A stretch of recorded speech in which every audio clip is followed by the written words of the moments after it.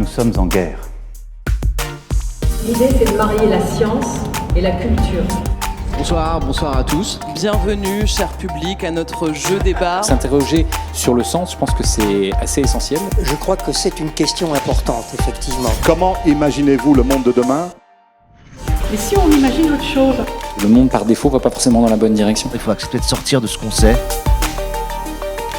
On va revenir un petit peu sur tout ça. Et tout cela se fera bien sûr avec un souci de rigueur, de scientificité et d'originalité. Bienvenue à la 5e édition du Festival des idées Paris qui, cette année, explore les nouvelles normalités. Je suis Raphaël Costambé-Kamczynski, directeur du festival. Le Festival des idées Paris est porté par l'Alliance Sorbonne Paris-Cité, une alliance qui regroupe l'Université de Paris, l'Université Sorbonne Paris-Nord, Sciences Po, l'INALCO, l'École nationale supérieure d'architecture Val-de-Seine et l'Institut national d'études démographiques.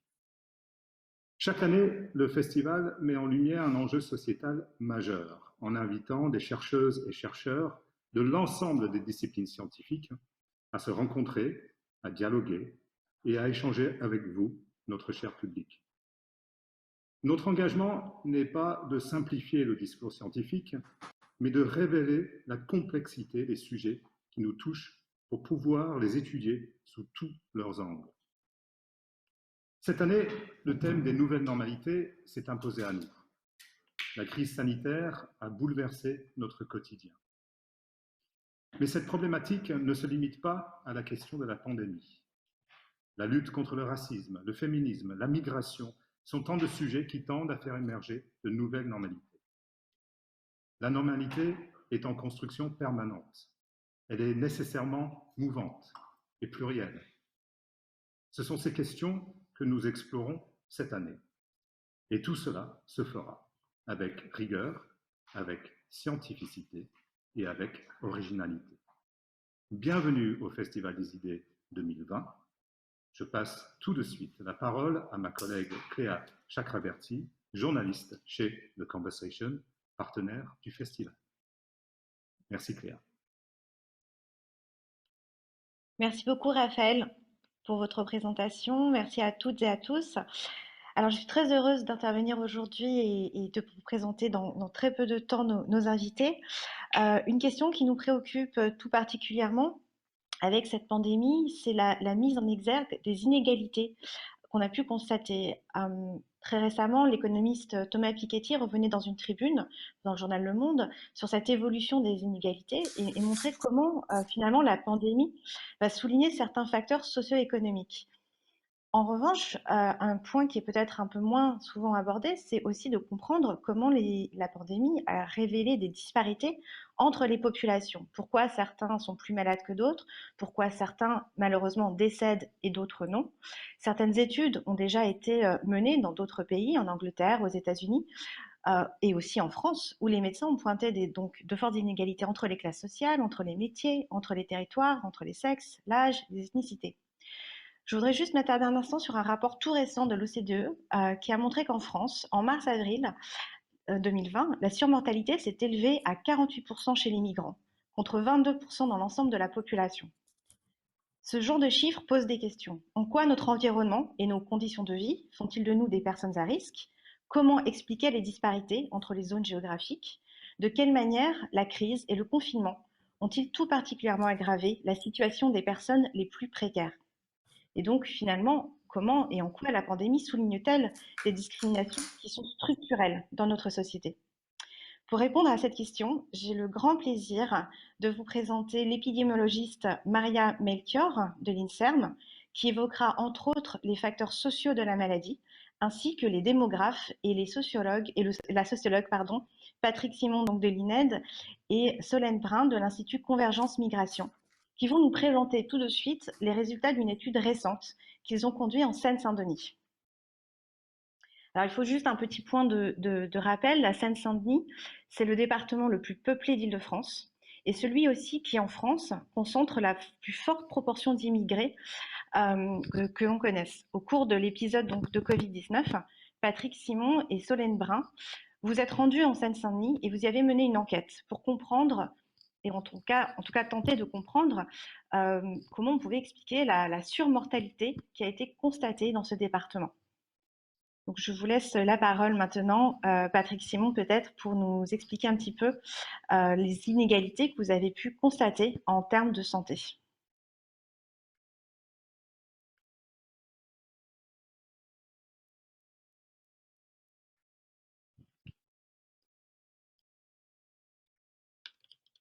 Alors, excusez-moi, je ne crois pas qu'on vous entende.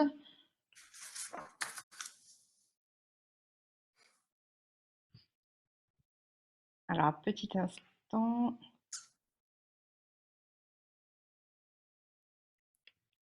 Alors, excusez-moi, j'en profite juste un instant pour rappeler à toutes celles et tous ceux qui nous écoutent et qui suivent cette conférence de bien vouloir envoyer leurs questions tout au long de l'événement, et nous ferons un plaisir de les prendre en compte et d'y répondre, à la mesure du possible, bien sûr.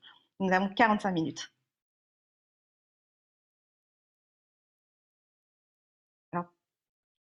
Alors Patrick, comme on ne vous entend pas, Solène, peut-être vous voulez reprendre la main?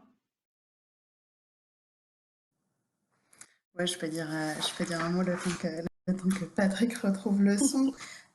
Peut-être d'abord une légère précision sur ce qu'on a fait. En réalité, on n'a pas mené d'enquête à proprement parler en Seine-Saint-Denis. Hein.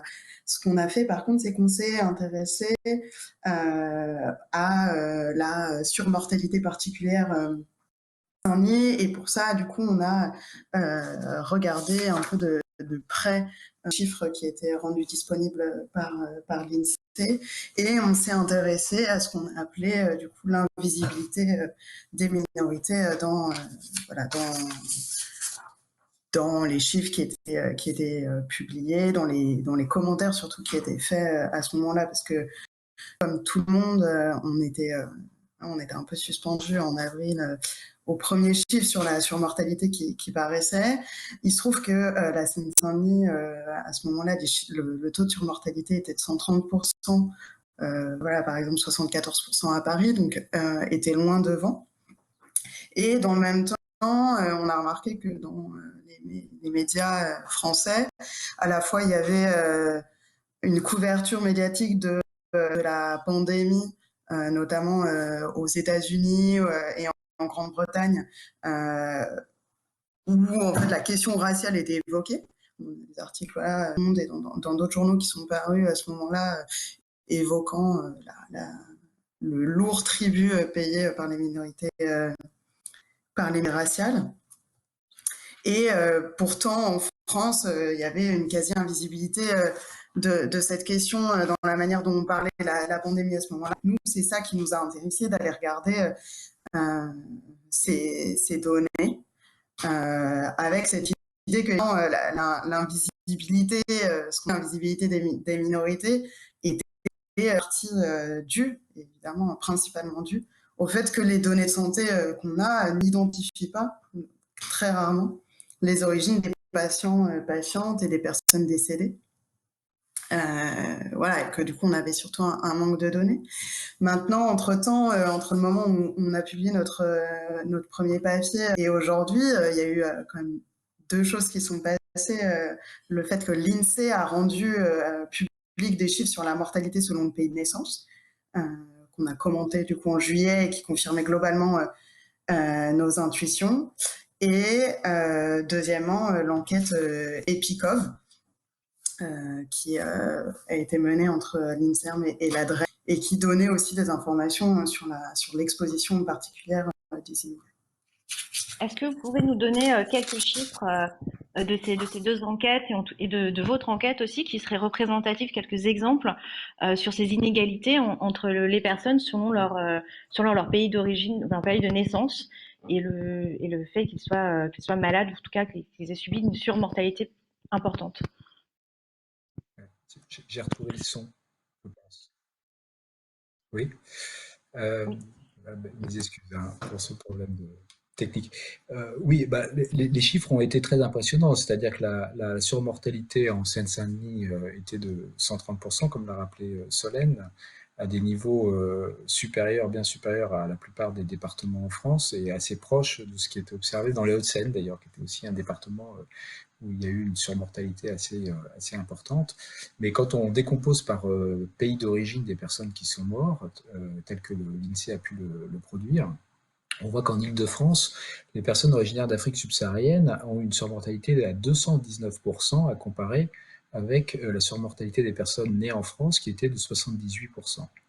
Et les personnes originaires du Maghreb de 136%. Donc on voit qu'il y a un gradient de surexposition en termes de mortalité qui a été spectaculaire. Et quand on regarde que la Seine-Saint-Denis, donc ce département où on a observé cette surmortalité au niveau général, eh bien là, encore une fois, à l'intérieur des habitants de Seine-Saint-Denis, parmi eux, on voit des différences notables en fonction de l'origine. 368% de surmortalité pour les personnes originaires d'Afrique subsaharienne, à comparer à 95% de surmortalité en Seine-Saint-Denis pour les personnes qui étaient nées en France. Donc ce scénario qu'on voyait de surexposition en Seine-Saint-Denis n'était pas uniquement imputable à un effet départemental, à un effet de conditions de vie dans ce département, même si les questions de conditions de vie ont été extrêmement significatives. L'enquête EPICOV qui a été faite auprès de 135 000 personnes qui ont répondu, donc extrêmement large, montre aussi des résultats qui associent cette surexposition, alors non pas la mortalité dans ce cas-là, mais l'infection au virus, à la Covid-19, eh bien, les taux d'infection à la Covid-19 chez les personnes immigrées non européennes atteignent 9 à 10%, à comparer à 4,5% en moyenne en France aujourd'hui. Et donc, cette surexposition à l'infection se traduit ensuite, et c'est là où il y a un effet supplémentaire, à une surmortalité, ce qui veut dire qu'il est probable que non seulement il y a une plus forte contamination des personnes d'origine immigrée non européenne en France aujourd'hui, mais qu'une fois qu'elles sont contaminées, la maladie a des conséquences peut-être plus fréquemment létales dans leur cas, ou en tout cas en Seine-Saint-Denis, pour des raisons de dispositifs d'accès aux soins, de couverture médicale. Et donc, ça renforce dans un deuxième temps les effets d'inégalité qui sont celui de l'exposition à la maladie elle-même. Alors, merci beaucoup, Patrick, pour ces premiers éléments de réponse. Avant de rentrer plus en détail sur les conditions de surexposition au risque que vous avez et les hypothèses que vous avez pu avoir dans le cadre de votre enquête, je voulais demander à Maria Melchior si elle pouvait donner quelques points d'éclairage, notamment sur la question de la prévention pour les personnes d'origine, les personnes immigrées notamment, et l'accès aux soins, parce que c'est quelque chose qui est assez ancien. Est-ce que vous pouvez nous donner un petit peu d'informations, voilà, savoir s'il n'y aurait pas des lacunes dans les informations quant à la santé et aux droits pour les populations immigrées en particulier? Merci. Alors, en effet, comme l'ont souligné Solène Brun et Patrick Simon, on observe dans le cadre de l'épidémie de Covid-19 des inégalités de santé importantes, alors entre immigrés, non immigrés, probablement aussi selon d'autres types de caractéristiques sociales. En réalité, évidemment, les inégalités sociales de santé sont une réalité ancienne. On a des travaux depuis le 19e siècle avec évidemment les travaux de Durkheim ou de Villermé qui montrent que même si la santé est une caractéristique individuelle qui est vraiment personnelle et presque intime parfois, la manière dont se distribuent les outcomes de santé, donc que ce soit des infections comme celles liées au Covid, des indicateurs de maladies chroniques et jusqu'à la mortalité, sont en réalité déterminés par des caractéristiques des déterminants collectifs et sociaux dont fait partie le statut migratoire. Et je voudrais juste revenir sur ce que disait Patrick Simon, c'est-à-dire que c'est important de comprendre que ce qui se passe probablement, c'est qu'à la fois les personnes qui ont des situations sociales défavorisées ou qui sont immigrées, à la fois s'infectent plus et sont plus malades.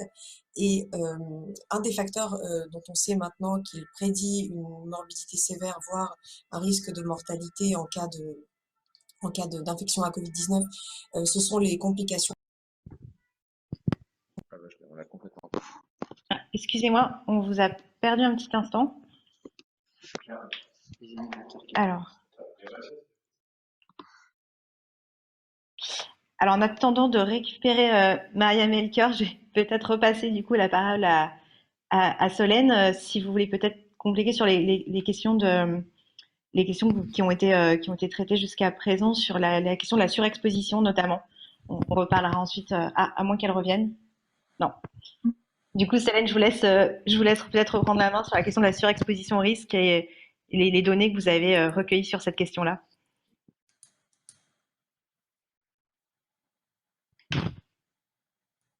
C'est bon, vous m'entendez?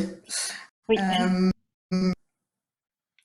En gros, il y a la question, et c'est un peu la question qui était aussi au centre de tous les questionnements qu'on a approchés au fur et à mesure, et je pense que voilà, Maria Melchior pourra compléter là-dessus, mais ce qu'on observe en fait, et ce qui est un peu compliqué du coup à démêler, c'est qu'on a, disons, un cumul de facteurs.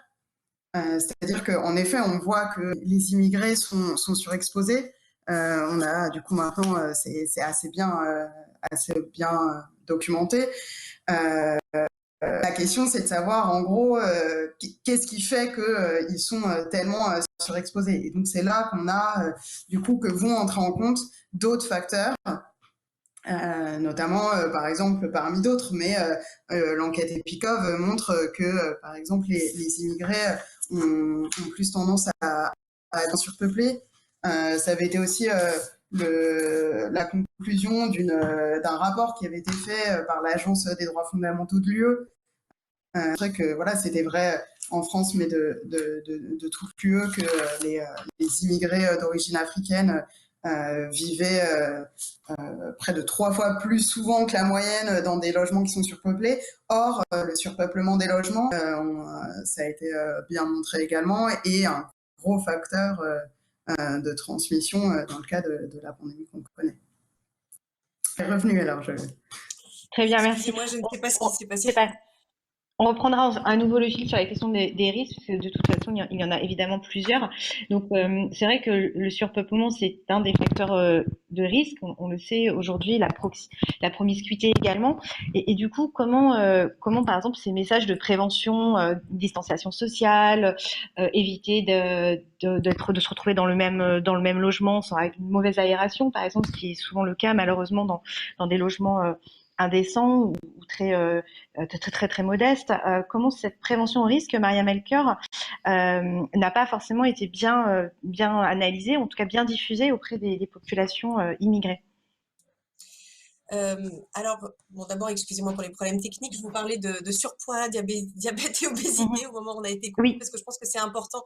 Voilà, si on parle de prévention, il faut juste voilà, se placer un tout petit peu en amont et se dire que, en fait, on connaît les déterminants sociaux d'un certain nombre de facteurs qui sont liés au fait que la maladie Covid soit sévère, et certainement que ce qu'il faut, c'est développer des actions de prévention, donc de ces pathologies en particulier, qui soient adaptées aux populations, puisqu'on sait qu'il y a d'importantes inégalités sociales en matière de surpoids et de diabète, par exemple, et que les populations immigrées, notamment d'Afrique subsaharienne et du Maghreb, ont des niveaux de surpoids et de diabète particulièrement élevés. Alors, pour en revenir à votre question, ce qui est sûr, c'est que enfin, d'abord, on a assez peu de données sur la manière dont on a beaucoup de données sur la manière dont la population générale a vécu l'épidémie, en termes de connaissance des risques, vécu du confinement, connaissance des gestes barrières, etc.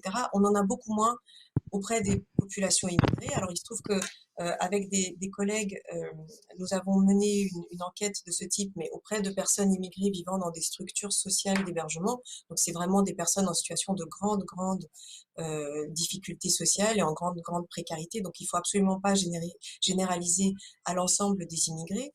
Mais globalement, dans cette étude ECHO, on a interrogé 500 personnes donc vivant dans des centres d'hébergement, soit en région parisienne, soit en région lyonnaise, entre les mois de mai et juin 2020. En fait, on s'est aperçu que les gens avaient un très bon niveau de connaissance sur la maladie. Ils avaient plutôt un très bon niveau de connaissance sur les gestes barrières, alors ceux qu'on connaissait à l'époque, les choses évoluent en permanence. Le même niveau d'hésitation vaccinale, par exemple, que la population générale en France, 40%, pas plus. Par contre, ce qui est évident, c'est que il y a des gestes barrières qu'ils ne peuvent pas mettre en œuvre parce que ils ne peuvent pas ne pas travailler, ils ne peuvent pas s'isoler lorsqu'ils sont contaminés quand ils vivent dans des structures collectives. Ils ont parfois des difficultés. Alors, accéder au système de santé, ça veut dire donc en amont avoir quand même une certaine connaissance de ce système de santé qui en France est quand même pas très facile, même pour le plus commun des habitants. Donc pour des personnes qui connaissent, enfin, qui sont arrivées récemment ou qui ne parlent pas la langue française, etc., c'est vraiment très très compliqué. Et donc certainement qu'il faut, pour que les gens puissent s'approprier les gestes barrières et limiter le plus possible leur exposition, il faut encore que ce soit possible pour eux. Et ça soulève des questions sur les conditions de vie et les conditions socio-économiques des personnes. Tout à fait. Juste avant de poursuivre, on a une question d'un participant qui s'adresse, je pense, alors vous allez me dire lequel des trois souhaite y répondre. La question est la suivante. Les populations immigrées d'origine européenne, typiquement les personnes issues du pays de l'Est, par exemple, ont-elles été également étudiées? Et si oui, les vulnérabilités, pardon, seraient-elles les mêmes? Maria, peut-être vous avez quelques données là-dessus? Alors, Solène et Patrick pourront compléter, mais alors à ma connaissance, d'abord dans les données de mortalité, les immigrés européens ne ressortent pas particulièrement comme une population frappée par le Covid plus que la population générale en France. Et il semblerait que vraiment le surrisque soit beaucoup concentré chez les personnes originaires d'Afrique subsaharienne et du Maghreb, un tout petit peu moins. Solène ou Patrick, souhaitez-vous compléter peut-être la question? Oui, en fait, c'est un peu difficile d'y répondre parce que, comme Maria l'a rappelé, ils ne ressortent pas, mais c'est surtout parce que dans les chiffres qui sont produits, la catégorie personnes originaires d'Europe de l'Est ne représente pas énormément de monde, surtout les chiffres de mortalité, même si on en parle beaucoup, et c'est évidemment beaucoup trop, plus de 30 000 morts de la Covid-19, c'est énorme, mais ça n'empêche que réparti sur l'ensemble de la population, ça ne fait pas énormément de gens originaires d'Europe de l'Est à l'intérieur de ces personnes qui sont décédées, et donc ça devient compliqué de calculer des ratios, ou en tout cas des surexpositions, et donc l'INSEE ne produit pas de chiffres qui montrent de façon spécifique les personnes d'Europe de l'Est. Donc pour l'instant, la réponse à cette question est un peu compliquée. Par contre, ce qu'on sait, c'est que les personnes originaires d'Europe en général ont une surexposition beaucoup plus limitée que les personnes originaires d'Afrique subsaharienne ou du Maghreb. Dans les chiffres qui ont été produits, ce qui est assez étonnant d'ailleurs aussi, pour revenir sur les questions de déterminants sociaux à l'exposition au Covid, donc on voit bien que la question de l'immigration recoupe évidemment les questions des conditions de vie socio-économiques, conditions socio-économiques de vie, mais il y a quand même deux résultats qui nous ont paru assez étonnants. D'une part, l'exposition au virus suit une courbe en U des revenus, c'est-à-dire qu'on trouve une surexposition élevée dans les bas revenus et une surexposition élevée dans les hauts revenus. Donc on a les deux extrémités de la courbe des revenus qui montrent que sur les personnes qui touchent le moins de ressources, 5,7% ont été contaminées, mais celles qui touchent le plus de ressources, c'est 6%. Donc on a là un premier résultat assez étonnant. Et le deuxième résultat un peu étonnant, c'est que quand on regarde les professions exposées ou les professions qui ont été qualifiées d'essentielles au cours du confinement, eh bien, on voit que si les personnes qui travaillent dans les professions du soin sont très exposées, on a 11,4% de personnes qui ont été contaminées parmi celles qui travaillent dans les métiers du soin, et on comprend pourquoi d'ailleurs. Par contre, il n'y a pas de différence entre les professions essentielles et les professions non essentielles. Donc, on serait attendu à ce que ceux qui ont continué à travailler pendant la période de confinement, c'est ce qu'on a dit d'ailleurs, les travailleurs de première ligne ont été probablement plus exposés. Et en pratique, quand on regarde les chiffres, c'est pas ça qu'on trouve. Donc il y a d'autres choses qu'il va falloir comprendre dans les mécanismes de contamination, dans l'exposition. Et surtout, comme je le disais tout à l'heure, le delta qu'on n'a pas dans les chiffres en France aujourd'hui, et on attendra d'avoir plus de recul pour pouvoir vraiment travailler là-dessus, je pense que Maria fera partie des personnes qui auront l'occasion de le faire, c'est de regarder le passage entre la contamination et les conséquences de la maladie sur les chances de survie des personnes. Et là, je crois qu'il y a là un élément qui a été mis en évidence dans le cas des études américaines et britanniques, non seulement d'une surexposition des minorités, mais aussi de conditions plus dégradées liées à des comorbidités, des facteurs de comorbidité dont parlait Maria tout à l'heure. C'est-à-dire que ce n'est pas simplement le fait qu'on soit plus exposé, et ça c'est lié au fait d'être dans des logements surpeuplés, d'avoir des bas revenus, de devoir prendre les transports en commun et ainsi de suite, mais c'est aussi qu'une fois qu'on est contaminé, compte tenu de ces facteurs de comorbidité qui sont liés à des conditions antérieures d'existence, eh bien, la maladie a des conséquences beaucoup plus dramatiques que pour d'autres personnes. Merci beaucoup, Patrick Simon. Allez-y, Maria, si vous voulez réagir. Juste un point très rapide toujours sur les données de mortalité. Il y a quand même une chose qui est très frappante. Donc, on sait maintenant que le risque de décès lié au Covid est très, très lié à l'âge. Donc, à partir de 70 ans, ce risque augmente et il est presque linéaire. Ce qui est très frappant dans les données qu'a publié l'INSEE cet été, c'est que chez les immigrés d'Afrique subsaharienne et du Maghreb en particulier, il y a des taux de mortalité très élevés à des âges plus jeunes, donc plutôt entre 50 et 60 ans par exemple, ce qui là aussi probablement, ce qui va avec l'hypothèse que les comorbidités ou les difficultés d'accès aux soins pourraient jouer un rôle particulièrement important. Merci beaucoup, Maria. Alors, pour continuer sur cette question aussi de précarité, une question d'un participant, je vous la donne. Peut-on faire un lien entre marginalité et létalité à la Covid-19? Pour prendre, on parlait tout à l'heure des personnes en situation de précarité, là on parle de personnes en situation de marginalité. Est-ce que vous auriez quelques éléments de réponse? Alors, à ma connaissance, je peux tenter une réponse. On n'a pas de données sur la mortalité liée au Covid chez les personnes sans abri, par exemple. Par contre, il y a des données qu'a recueillies. Alors, en fait, comment dire, c'est quand même une maladie qui se transmet entre humains. Il faut que les gens aient des contacts et des contacts rapprochés. On sait qu'il faut probablement au moins 15 minutes de contact sans masque à moins d'1 mètre. Enfin, voilà, ou toucher des surfaces qui ont été contaminées par d'autres personnes. Donc, d'une certaine manière, les personnes très isolées, en fait, sont relativement protégées et ça peut être le cas d'un certain nombre de personnes sans abri. Par contre, une étude qu'a faite l'association Médecins sans frontières cet été également a montré que dans des foyers de vie, c'est-à-dire des centres d'hébergement ou des foyers où les personnes vivent en collectivité ou en tout cas partagent un certain nombre d'espaces et donc qui s'adressent quand même beaucoup à des personnes en situation de précarité, il y a des taux de transmission très très élevés, évidemment parce que les personnes vivent ensemble et partagent les locaux. Donc, si vous voulez, ça dépend un peu vraiment des conditions de vie. Très bien, merci beaucoup pour cet élément de réponse. Je voudrais continuer la discussion avec ce que vous soulignez tout à l'heure, Patrick Simon. Donc, on a parlé de la prévention, on a parlé des facteurs de risque, on a parlé également des facteurs sociaux et économiques du risque.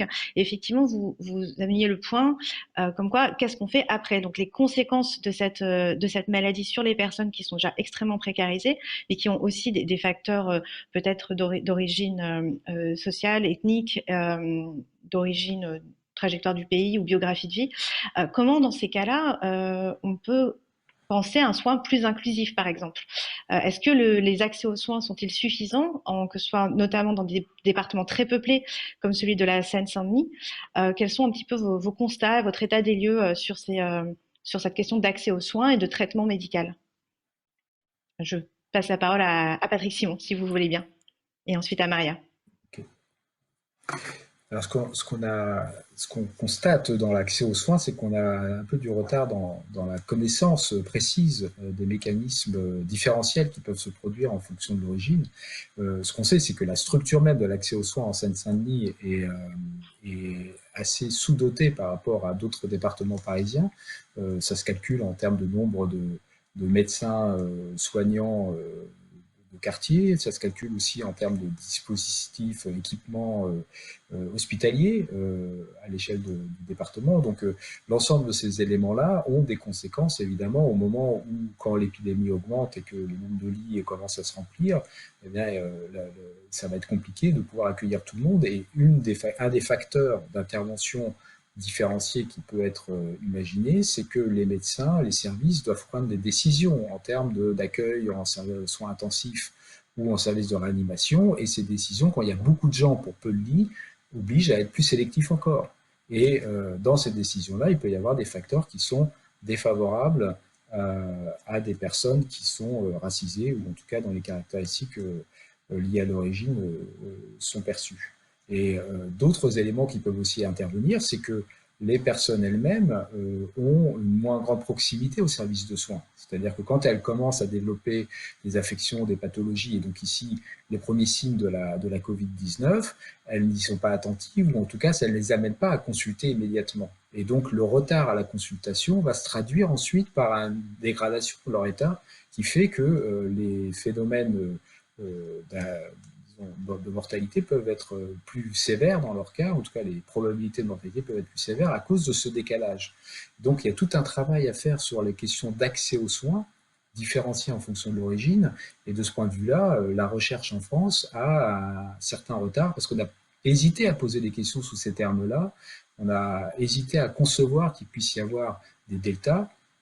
Et ça a été le cas, par exemple, dans les recherches sur le sida pendant longtemps, où on a hésité à caractériser les populations qui étaient exposées à la séroprévalence, notamment les personnes originaires d'Afrique subsaharienne.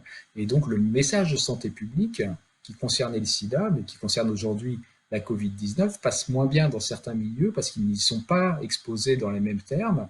Et donc, c'est important de savoir, dans le cas du sida à l'époque et aujourd'hui dans le cas de la Covid-19, est-ce que le message de santé publique touche bien, est bien compris et permet de protéger en fait les populations dans les mêmes termes, quelle que soit leur origine?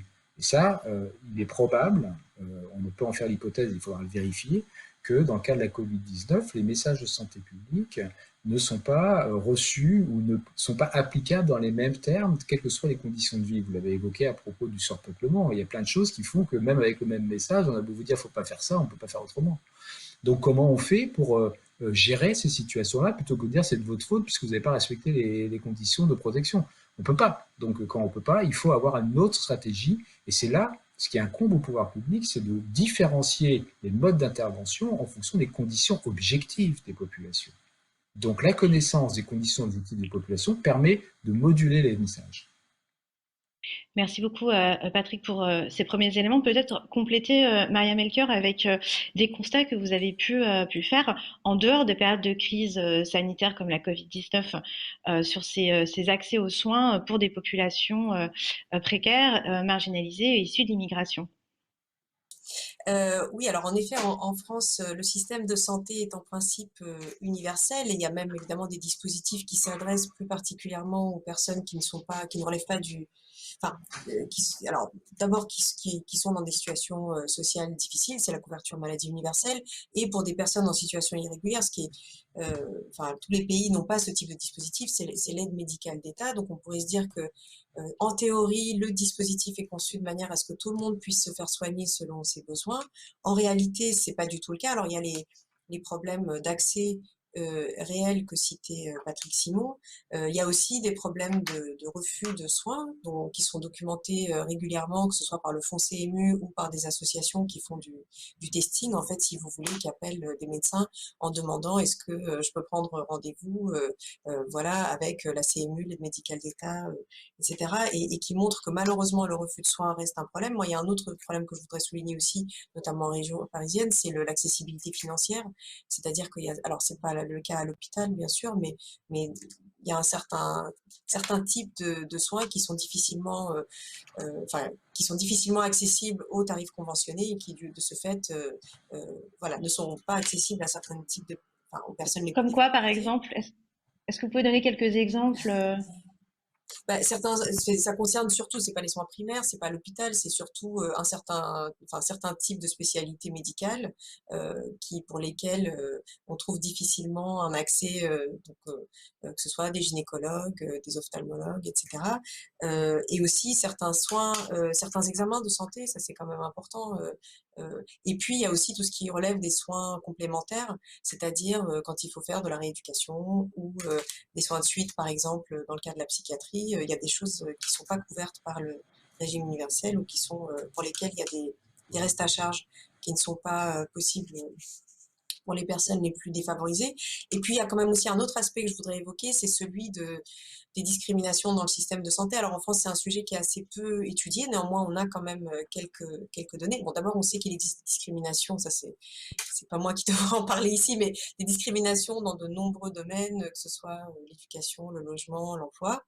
Il y en a aussi dans le système de santé, elles sont notamment documentées dans le suivi des femmes enceintes, par exemple, où on observe que les femmes originaires d'Afrique subsaharienne ont d'abord ont un moins bon suivi tout au long de leur grossesse et ont des taux de césarienne qui sont pratiquement 2 fois plus élevés que les femmes qui ne sont pas originaires d'Afrique subsaharienne, toutes choses égales par ailleurs, et qui laissent entendre que, en fait là, si vous voulez, pour résumer, il y a énormément de protocoles de suivi médical qui reposent beaucoup sur des décisions prises par les médecins. Et donc, évidemment, les médecins, pour prendre ces décisions, prennent en compte un certain nombre d'éléments de la littérature scientifique, etc., mais aussi leur propre représentation sur leurs patients, que ce soit leur sexe, leur âge, l'offre de soins qui est accessible là où ils pratiquent, mais aussi très probablement des éléments qui relèvent l'idée qu'on se fait du statut migratoire des personnes et de ce que cela implique pour leurs conditions de vie. Il y a aussi un élément très, très clair qui peut être mis en cause, c'est les possibilités de communication quand les gens ne parlent pas français. Malheureusement, on observe encore, et ça c'est vrai, y compris dans des hôpitaux qui sont basés dans des endroits où la concentration de personnes immigrées est importante, énormément de difficultés d'accès à des services d'interprétariat, ce qui expliquerait par exemple en partie ce surrisque de césarienne chez les femmes originaires d'Afrique subsaharienne. Merci beaucoup Maria. Peut-être un point pour compléter, Solène Brun, sur cette question de prise en compte des trajectoires des personnes, de leur biographie de vie également, et ce que vous pointez au tout début de notre conversation sur le fait qu'en France, il manque peut-être des études et des recherches pour mieux comprendre ce type de dispositif, ou en tout cas ces actes aujourd'hui. Oui, en effet, et je pense que voilà, c'est aussi ce que pointe là, ce que vient de pointer Maria Melchior, c'est que quelque part, on sait que les discriminations existent, elles sont documentées dans certains domaines de la vie sociale en France. On a des enquêtes qui les mesurent, qui les mettent en évidence. Il se trouve que dans le domaine de la santé, on manque encore un peu de données, quoi, et qu'il reste encore beaucoup de choses à faire pour essayer justement d'évaluer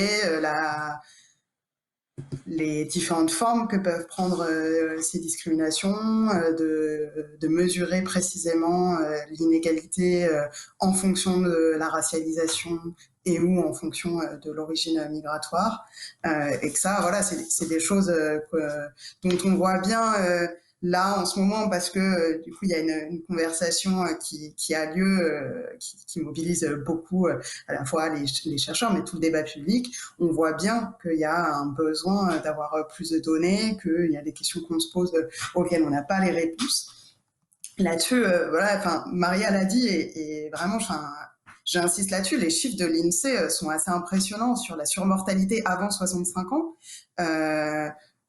L'INSEE, du coup, là, les chiffres qui ont été publiés en juillet, la surmortalité des décès avant 65 ans des Français et Françaises de naissance, donc c'est uniquement 3% de surmortalité, c'est 96% pour les personnes originaires d'Afrique hors Maghreb, et par ailleurs 78% pour les immigrés originaires d'Asie. C'est vrai qu'on en a pas parlé jusqu'à présent, mais on voit que les zones géographiques qui se distinguent dans les chiffres de surmortalité donnés par l'INSEE sont à la fois du coup le Maghreb, l'Asie et l'Afrique subsaharienne.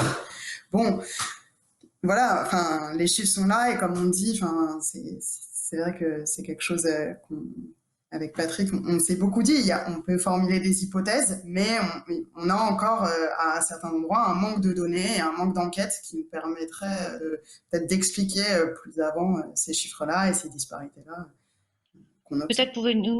Peut-être pouvez-vous nous donner un petit peu juste un état des lieux de ce qui se fait aux États-Unis, en Angleterre, pour qu'on comprenne bien. En France, tout à l'heure, Patrick, vous évoquiez un certain retard français. Peut-être juste nous expliquer en fait où en sont les recherches sur ces questions-là aux États-Unis, en Angleterre, en quelques mots. Le panorama des recherches serait un peu long à faire. En fait, le point de départ qui singularise la situation française par rapport aux États-Unis et à la Grande-Bretagne, c'est que la collecte de données faisant référence à l'origine des personnes n'est pas normalisée en France. Donc, on n'a pas dans les fichiers hospitaliers, dans les fichiers de données, les données de santé en général, d'informations systématiques sur l'origine, en tout cas sur le pays de naissance. Normalement, on l'a, mais elle est peu publiée, et peu accessible et peu utilisée. Et ce qu'on n'a surtout pas, c'est des données qu'on qualifie d'ethno-raciales. Donc, dans le cas des États-Unis et dans le cas de la Grande-Bretagne, non seulement il y a des données sur l'origine en général, mais il y a toutes les publications sur les données de santé font apparaître les catégories. Alors, dans le cas des États-Unis, catégorie raciale, dans le cas de la Grande-Bretagne, ethno-raciale.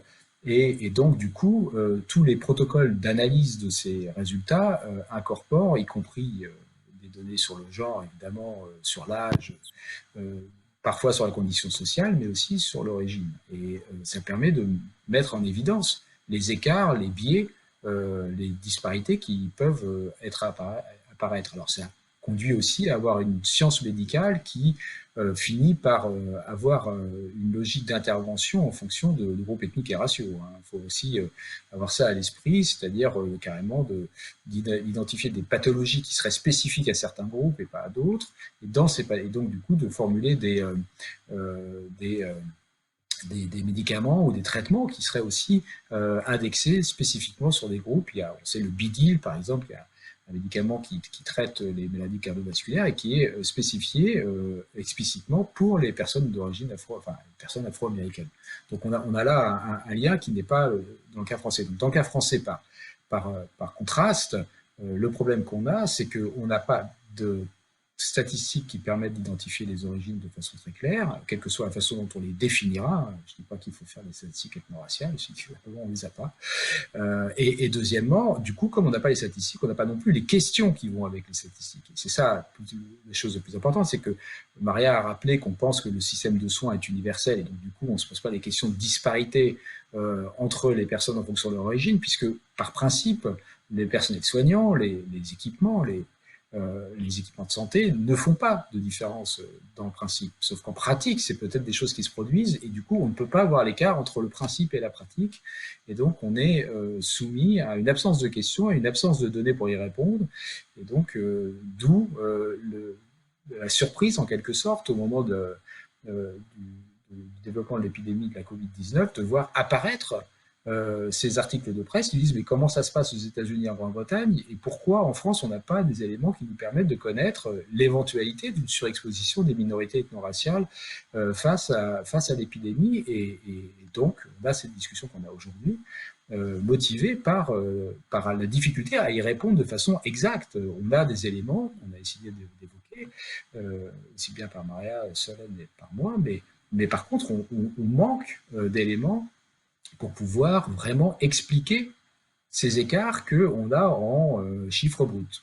Et c'est là l'importance de pouvoir, dans les systèmes de soins, avoir des éléments plus directs sur l'origine des personnes qui y transitent pour pouvoir décomposer les mécanismes qui pourraient expliquer et se traduire ensuite par des discriminations ou au moins un minimum des disparités dans les traitements et dans les pathologies. Merci beaucoup, Patrick. Alors, on n'a plus que quelques minutes et je souhaiterais en profiter pour poser une question d'un participant qui nous amènerait à la conclusion. Alors, vous dites bien effectivement que finalement, les constats que vous avez fait avec Solène, mais aussi Maria, au sein du département de Seine-Saint-Denis, mais aussi dans les systèmes de santé, ces constats appellent finalement plus de questions que des réponses. Néanmoins, donc c'est la question d'un participant, comment faire face à ce constat, à ces observations, comme celles que donc, vous avez fait en Seine-Saint-Denis? Est-ce qu'il n'y aurait pas des pistes, malgré le fait qu'on manque peut-être de données, qui permettraient de rendre le système de santé un peu plus inclusif, ou en tout cas pouvoir, du moins pour l'instant, commencer à répondre en fait à ces questions de disparité? Alors peut-être Maria, si vous voulez Oui, reprendre. je peux commencer oui, à esquisser une tentative de réponse et puis mes Ouais. collègues En compléteront. 2 minutes. Alors, Merci. d'accord, je vais très vite. Non, d'abord, quand même, il faut juste rappeler que les inégalités de santé sont certes en partie dues à des problèmes liés au système de santé, mais c'est une toute petite partie et que la plupart, en fait, c'est ça aussi la difficulté en réalité, c'est que la plupart des déterminants des inégalités sociales de santé se situent bien en amont et en dehors du système de santé. Et enfin, si vous voulez, toutes les politiques qui réduisent les inégalités en termes d'accès à l'emploi, à l'éducation, de revenus, et favorisent l'inclusion de tous, auront peut-être, probablement, enfin en tout cas il y a des expériences qui le suggèrent, pour effet de réduire aussi les disparités dans l'accès aux soins et en termes de santé. Donc ça, c'est quand même vraiment très important à indiquer. Après, ce qui est évident, c'est que tout ce qui concerne l'accès le plus équitable possible au système de santé, donc par exemple par la dotation des structures hospitalières ou par le fait de s'assurer que les soins primaires sont distribués de la manière la plus équitable possible ou d'une manière qui est en partie, enfin, qui est liée aux besoins de la population. On sait que les populations les plus précaires, par exemple, ont plus de problèmes de santé. C'est à ces endroits-là c'est dans les endroits où elles vivent, qu'il devrait y avoir le plus de médecins généralistes, spécialistes abordables et de structures de santé, enfin de structures hospitalières, c'est pas du tout le cas. Donc, et puis après, on a parlé de prévention très rapidement. Là aussi, c'est évident que la prévention qui se situe aussi très souvent en dehors du système de santé doit être adaptée aux besoins des personnes. C'est-à-dire, ça sert à rien de dire aux gens, vous êtes diabétique, il faut arrêter de manger du sucre et manger des légumes. Si les gens ne peuvent pas acheter à manger ce qu'ils veulent, si les gens n'ont pas autour de chez eux les magasins qu'il faut, et si en plus ce type d'alimentation n'est pas la manière dont ils mangent en famille, etc. Donc, si vous voulez, voilà, pour aller très vite, différents leviers d'action. Très bien, merci beaucoup Maria. Vous parliez également de formation sur ce point-là. Peut-être Solène ou Patrick, vous souhaitez réagir juste avant de conclure? Bon, Ou pas? Très bien. alors je vais le faire. Sur la formation, oui, on a dans d'autres cadres que la santé développé beaucoup de formations à la question de la diversité. Alors ça peut paraître assez superficiel et souvent artificiel d'ailleurs dans la dénomination, mais en pratique, ça peut être aussi développer une sensibilisation à la prise en compte d'un certain nombre de stéréotypes qu'on manipule quand on travaille dans des domaines variés, et dont celui de la santé aussi, c'est-à-dire la façon dont on perçoit les personnes qui viennent vous parler, prendre au sérieux ce qu'elles racontent ou pas, peut être différent selon les origines des personnes avec qui vous êtes en contact. Et une bonne façon d'essayer d'alerter et de réfléchir sur les pratiques professionnelles dans des situations de société multiculturelle qui sont les nôtres, eh bien, c'est d'avoir ces formations qui sensibilisent et qui démontrent aussi, qui invite à réfléchir de façon très concrète sur les modes d'appréhension et de relation dans les différents endroits où on travaille, dans la chaîne du dispositif de santé,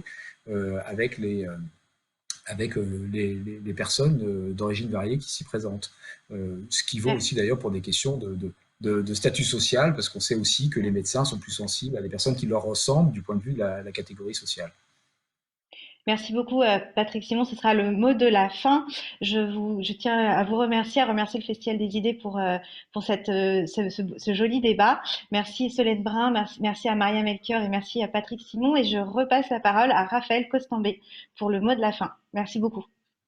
Merci à mon tour de remercier Solène, Maria, Patrick et vous, Cléa. Et merci à notre cher public pour sa participation. Vous pouvez revisiter cet événement sur la web TV du festival dès ce soir. Et rejoignez-nous pour notre prochain événement. Une pandémie ne change rien à 14h. Merci beaucoup à vous.